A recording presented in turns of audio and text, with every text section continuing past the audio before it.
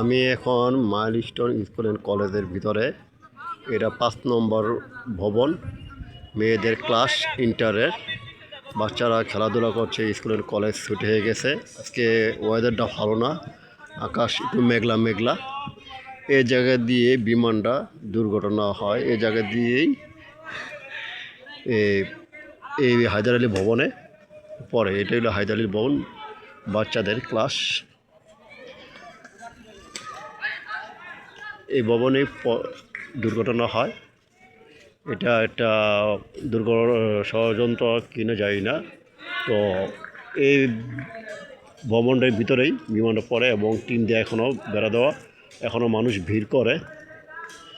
ঠিক আছে, তো আজকে মানুষ আসতে পারে না, ওয়েদার ভালো না।